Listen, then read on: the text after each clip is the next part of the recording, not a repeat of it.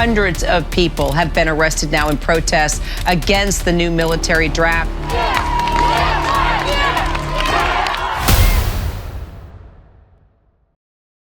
What if I told you Russia isn't just fighting a war in Ukraine, it's now fighting unrest at home? From the streets of St. Petersburg to border towns in Kursk, ordinary Russians are beginning to push back. Not over ideology, not over politics, but over survival. The economy is slowing to a crawl, food prices are rising, compensation is being cut, millions of soldiers and weapons have already been lost. And now, even Russia's oil lifeline is under direct US sanctions. This isn't a sudden collapse, it's a slow, grinding breakdown where protests, inflation, and war losses are colliding. Tonight, we break down how Russia's war is no longer just abroad, it's coming home.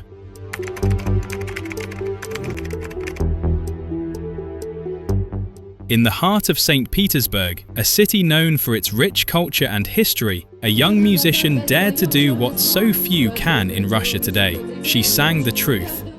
In the middle of October 2025, hundreds gather in St. Petersburg in a rare protest to overthrow Vladimir Putin.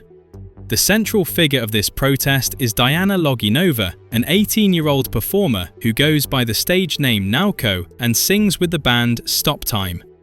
But her street concerts were far from ordinary. She covered songs by Kremlin critics with lyrics that subtly challenged the war and, in some cases, even directly criticized President Putin. Her performances quickly drew crowds of young people singing along and built a social media following of over 50,000 people. But in a country where dissent is dangerous, popularity came at a cost. Loginova was arrested not once, not twice, but multiple times. On one occasion, she received 13 days in jail for performing Swan Lake Cooperative, a song by exiled rapper Noise MC. Another performance of Monetochka's track, You Are a Soldier, earned her another fine and a separate 13-day sentence.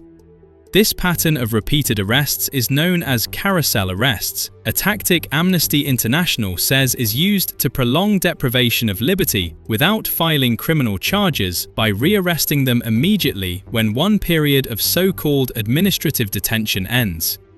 As Denis Krivosheev, Amnesty International's deputy director for Eastern Europe, explained, "Their only crime is singing songs that challenge the suffocating official narrative." For Naoko and her bandmates, music became a form of resistance, but for the Kremlin, it was a threat. Her concerts weren't just songs, they were sparks, capable of inspiring ordinary Russians to question what the state tells them and to imagine a reality beyond propaganda. Even her mother, Irina Loginova, voiced the confusion and disbelief shared by many citizens. "I thought my daughter and her bandmates had done nothing wrong and did not know why their concerts had attracted so much attention from the authorities and from the media." In a country where speaking out can lead to jail, Diana Loginova's courage is remarkable. It shows that even small acts of defiance, a song on a city street, can become a flashpoint in the larger struggle for freedom and truth. This protest through music is more than a local story. It's a sign of a population starting to chafe under wartime repression and a reminder that in Russia today, cultural expression is inseparable from political risk.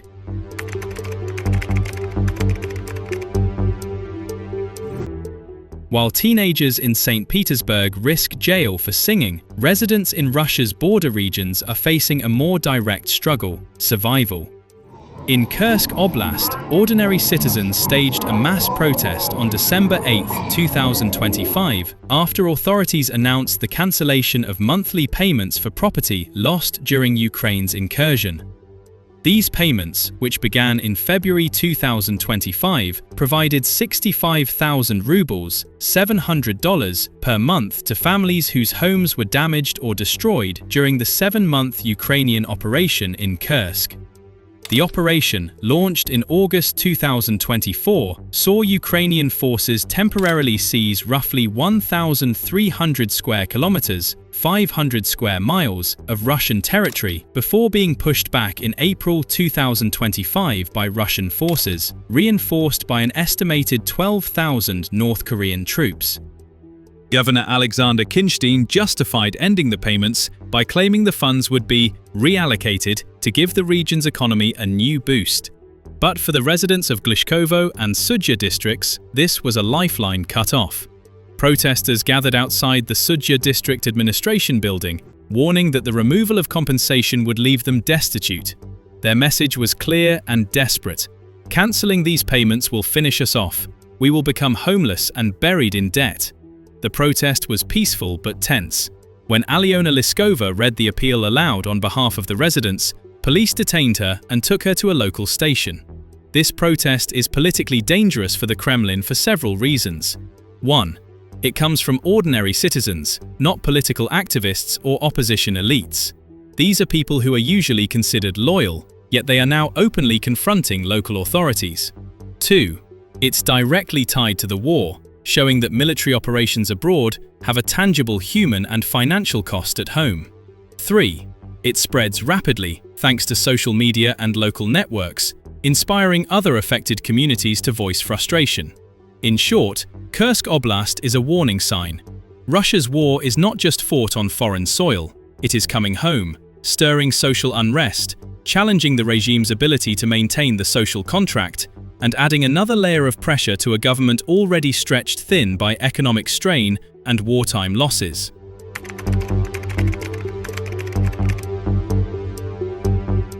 The protests in Kursk Oblast may seem like a local issue, but they carry national implications for the Kremlin.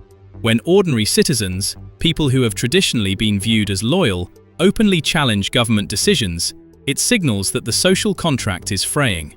Russia's authoritarian system relies on two key pillars to maintain stability: control over information and the ability to distribute benefits selectively. When those benefits, like compensation payments for lost property, are withdrawn, citizens begin to question the state's reliability and its ability to protect them. What makes these protests particularly threatening is that they are rooted in survival, not ideology.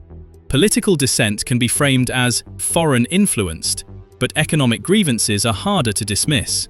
People don't need to belong to an opposition movement to feel the impact of unpaid compensation, rising prices, and shrinking opportunities. Experts note that economic discontent can spread quickly across regions, especially in areas already affected by the war. Social unrest in Kursk is not just about lost property. It is about a system that is failing to meet basic needs during a time of crisis. The Kremlin faces a dilemma: crack down harshly and risk fueling anger, creating martyrs out of ordinary citizens. Allow protests to continue, which may embolden more regions to voice grievances. The stakes are even higher because this unrest coincides with near-zero economic growth, food shortages looming nationwide, massive military losses in Ukraine. All of these factors compound public frustration, making even small demonstrations potentially explosive. So, the Kursk protests are dangerous because they expose a vulnerability that is normally invisible: the fragility of public trust. Once citizens realize that loyalty no longer guarantees security or support, the regime's control over the population becomes much harder to maintain.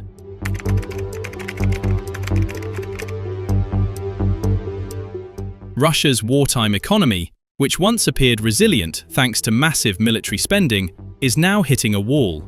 According to the Russian Central Bank, the country's GDP growth is projected to slow to near zero by the end of 2025. In the first quarter of 2025, the economy expanded by only 1.4%, a third of the pace seen in 2024. It improved slightly to 1.8% in the second quarter, but projections for the third quarter dropped to 1.6%, and the final months of the year are expected to see 0 to 1% growth. Overall, annual growth will average 1 to 2%, sinking further to 0.5 to 1.5% in 2026. By contrast, the global economy is expected to grow by nearly 3%, with China expanding almost 5%. The slowdown reflects the limits of a war-fueled economy. Military spending now consumes 6% of GDP, the highest level since the Cold War, leaving civilian industries underfunded and understaffed. Battlefield losses and the ongoing recruitment of contract soldiers, who earn massive salaries compared to the average Russian worker, are further straining the economy. Economists warn that Russia is shifting toward a command-style system, as shortages in labor and capital make private investment difficult. The government is considering price controls on key food items, a measure that signals a return to heavy state intervention reminiscent of the Soviet era. Russian political scientist Ekaterina Shulman explains, "Our autocracy relies on the expertise of capable managers, particularly those concentrated in the financial and economic bloc of the government. But even with technical expertise, the war economy has reached the edge of its capacity." Central Bank Governor Elvira Nabiullina warned that the system is under immense pressure, while Economy Minister Maxim Reshetnikov stated the country is on the verge of a transition to recession. High inflation compounds the problem. A June poll by independent Russian pollster Levada Center revealed that 58% of Russians named rising prices as their top concern, while only 33% cited the war in Ukraine. In essence, the Kremlin's war economy is running out of steam. Military spending can no longer offset stagnation, civilian industries are collapsing, and ordinary Russians are feeling the economic squeeze, a dangerous combination that sets the stage for unrest and deeper structural crisis.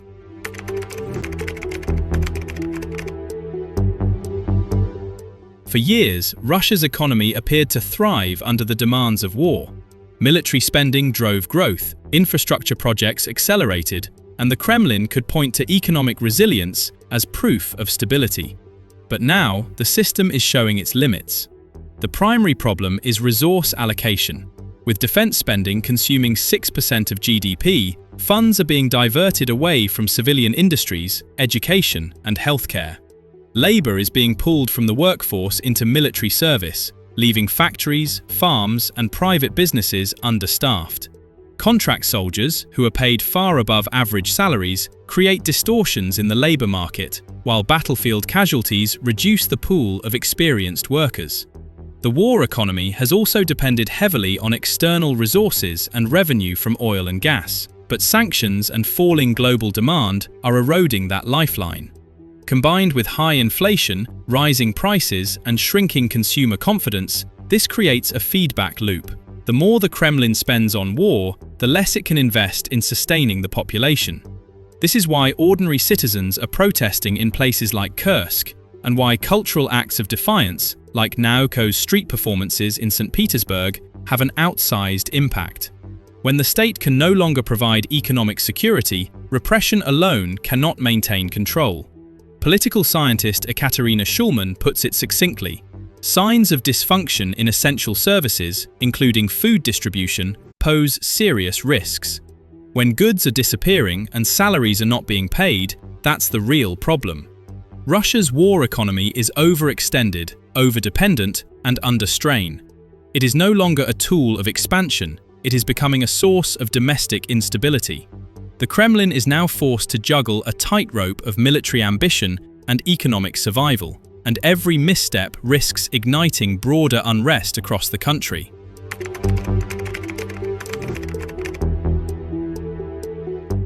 As Russia's war economy falters, another crisis is quietly emerging: a looming food shortage.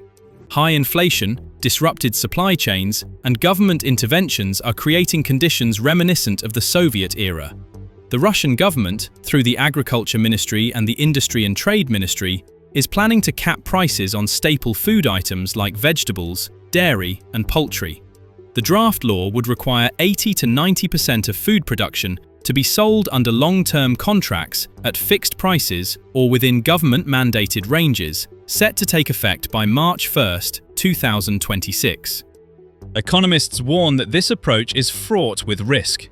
Igor Lipsitz, a Russian-born economist, explains, "That's what lies ahead for Russians, and it's becoming quite clear. Russia is now shifting toward a fully planned command-style system with all its usual flaws: constant food shortages, long queues, and everything else that comes with it."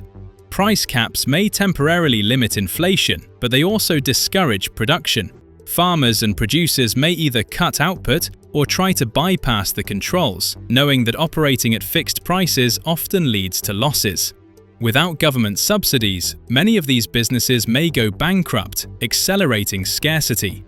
The consequences are not abstract. Maria Snegovaya, senior fellow at the Center for Strategic and International Studies, warns, according to eyewitness accounts, the price hikes are very significant. Let's not forget that rising food prices were one of the key factors behind the 1917 revolution in Russia.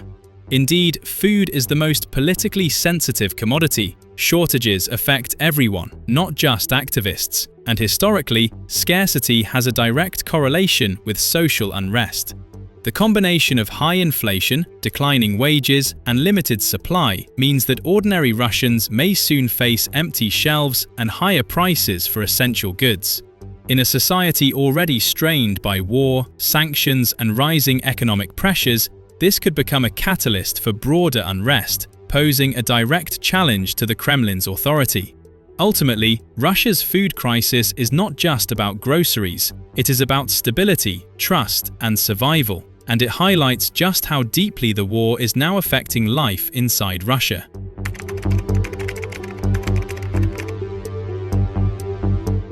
Food is not just another commodity, it is the foundation of social stability. When access to basic necessities like bread, milk, and vegetables is threatened, it touches every citizen, regardless of political affiliation. That's what makes controlling the food sector so dangerous for any government, and especially for the Kremlin. Russia's plan to impose price caps on staple foods may seem like a way to fight inflation, but history and economics suggest a different outcome. Alexander Kolyander, a senior scholar at the Center for European Policy Analysis, notes, "It is possible these measures are aimed at curbing possible social discontent amid a sudden slowdown in growth and wages." The Soviet-era lesson is clear. Fixed prices plus limited supply equals shortages. Farmers and producers may reduce output or exit the market entirely, leading to long queues and empty shelves. Alexander Talavera, professor of financial economics at the University of Birmingham, warns, "I already see a shortage coming, even in the short term. The moment the state says it will regulate prices, that product disappears." Food shortages have immediate social consequences. Unlike luxury goods or electronics, when food disappears, the impact is felt instantly by ordinary families. This makes food a high-stakes economic sector, one that directly tests government legitimacy. Political scientist Ekaterina Schulman adds, "When goods are disappearing and salaries are not being paid, that's the real problem." In Russia today, rising prices, wage stagnation, and now potential shortages create a perfect storm for unrest. The government's attempt to control food may offer short-term political cover, but the long-term risks are profound. Scarcity can trigger public anger, protests, and a growing sense that the state cannot provide for its people, exactly the conditions that make economic crises turn into political crises. In short, food is more than survival. It is power, trust, and control, and mishandling it could destabilize the very system the Kremlin relies upon.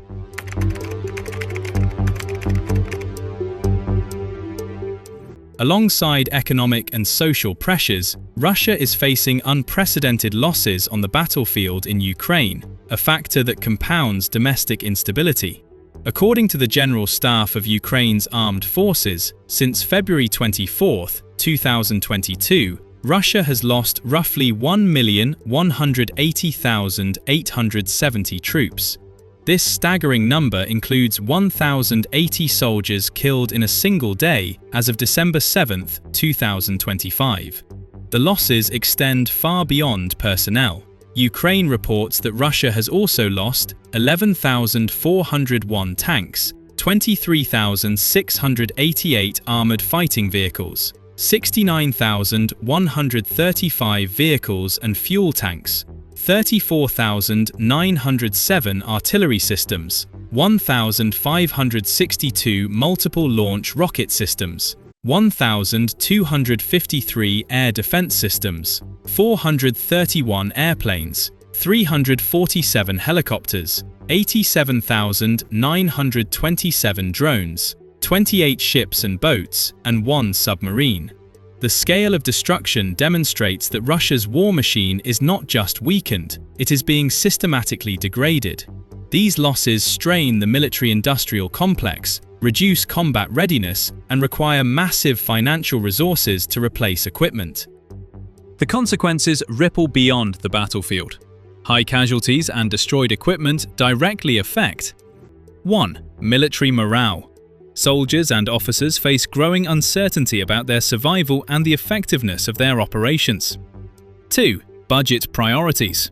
Replacing lost equipment consumes funds that could otherwise support civilians or infrastructure. 3. Public perception.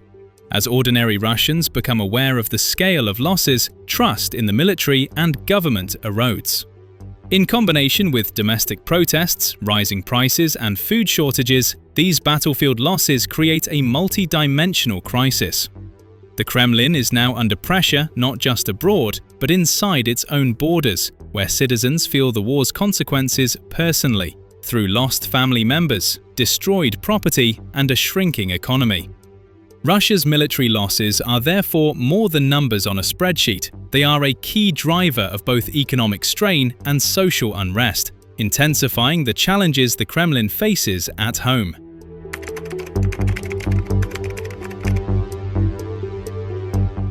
While Russia struggles with economic slowdown and battlefield losses, another blow has hit its most critical revenue source: oil and gas. On December 10, 2025, Reuters reported that US sanctions on Russian oil giants Lukoil and Rosneft could reshape the global energy market and strike directly at the Kremlin's financial core. These sanctions target the companies themselves, not just logistics or financing, marking a decisive escalation. Lukoil and Rosneft account for roughly 2/3 of Russia's oil exports, and fossil fuel revenues represent around a quarter of federal income. In November, revenues reportedly fell by 1/3 year-on-year, reaching levels not seen since international sanctions were first imposed after the 2022 invasion of Ukraine. Unlike previous measures that only limited pipelines or shipping, these sanctions force Russia to divest assets in Europe, the Middle East, Africa, and Latin America, permanently changing ownership of refineries, oil fields, and global supply chains. Lukoil's efforts to sell its $22 billion international portfolio before temporary US authorizations expire on December 13th could allow Western investors and US oil majors to reclaim strategic ground once dominated by Moscow. Eastern Europe is seeing immediate impact. Bulgaria has installed a state manager and launched a divestment process for Lukoil assets. Romania is accelerating the sale of the Petrotel refinery. Moldova has taken control of aviation fuel infrastructure to ensure supply. Only Hungary and Slovakia remain importing Russian barrels under temporary exemptions, with Hungary's waiver lasting just 1 year. Martin Vladimirov, director of the Geoeconomics program at the Center for the Study of Democracy, explains the broader significance. For years, Russia used its energy companies to expand its political and economic reach into Europe, the Middle East, and beyond. A decisive shift in the balance of power in global energy could now be underway. This is different from missile strikes or battlefield losses. It attacks the Kremlin's revenue base directly, limiting its ability to fund the war, maintain the economy, and subsidize domestic programs. For the first time, Russia's oil dominance is no longer untouchable, signaling both economic vulnerability and geopolitical consequences. The sanctions illustrate a critical point. Even without firing a shot, global powers can reshape Russia's strategic influence and squeeze its capacity to sustain both war and domestic control.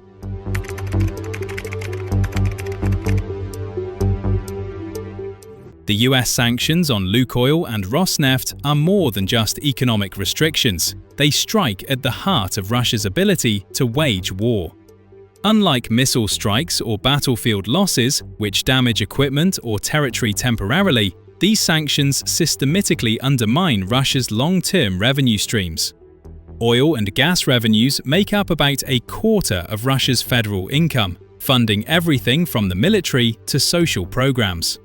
When these funds drop sharply, the Kremlin's capacity to sustain operations in Ukraine, pay contract soldiers, and subsidize domestic industries is immediately compromised. Moreover, the sanctions force divestment of key international assets, including lucrative oil fields in Iraq, Kazakhstan, and Azerbaijan, and refineries across Europe and the Middle East. This isn't a short-term disruption. It permanently diminishes Moscow's leverage in global energy markets. Even if Russia finds alternative buyers, it will likely have to sell at steep discounts, further draining the state coffers. For Ukraine, this has direct implications. A financially weakened Russia is less capable of maintaining offensive operations, replacing destroyed equipment, or mobilizing additional troops. As global energy markets pivot away from Russian oil, the Kremlin faces a double bind: funding shortfalls at home and a weakened ability to project power abroad. In essence, this is a strategic chokehold, hitting Moscow harder than any missile barrage could.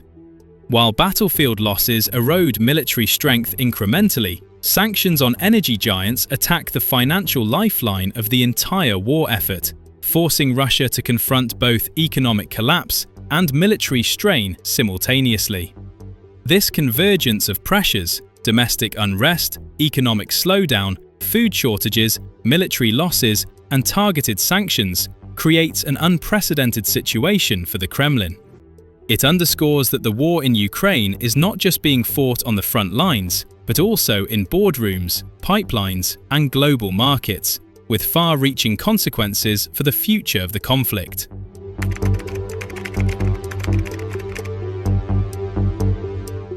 Russia's internal crisis is no longer confined within its borders. It is reshaping global geopolitics in real time.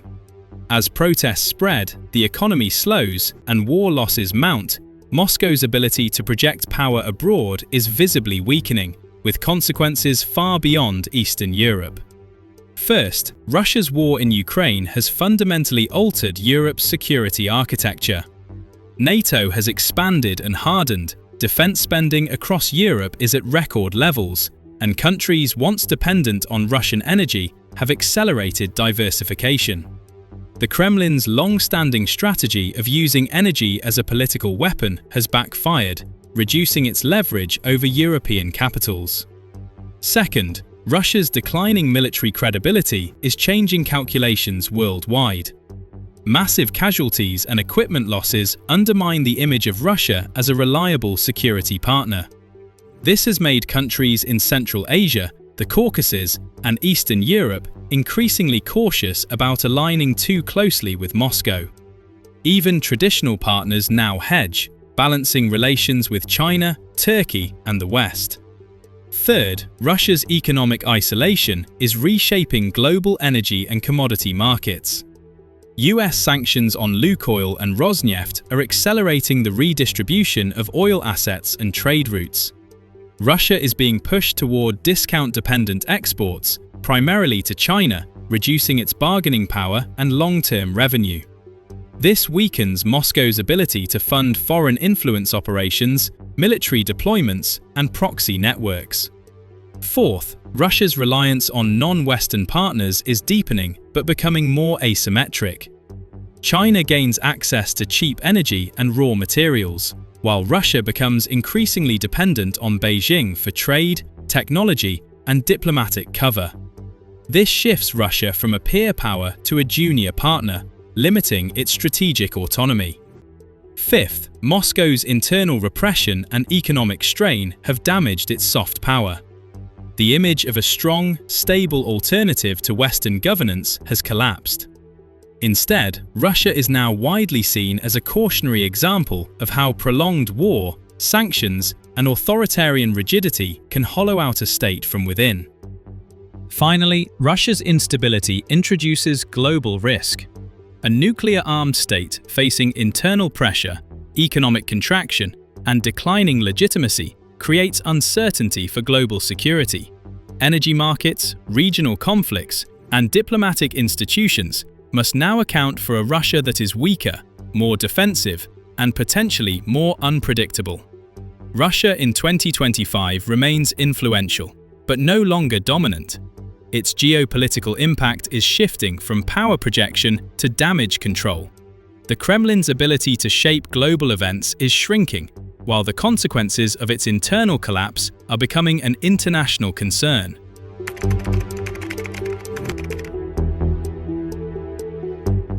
Russia today is facing a perfect storm.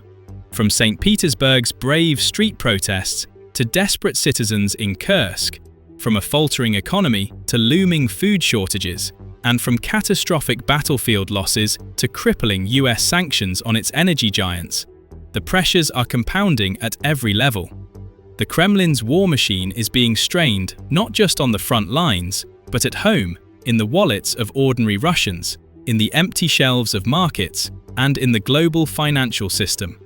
The war in Ukraine is exposing vulnerabilities that no missile can destroy, and the world is watching as these cracks widen. For those following the conflict, one thing is clear: the future of Russia, its economy, and its war effort may now hinge as much on internal instability and international pressure as on any battlefield victory. This is not just a story of war, it is a story of a country under pressure from every side, and how ordinary people, global sanctions, and economic realities are reshaping the balance of power in 2025.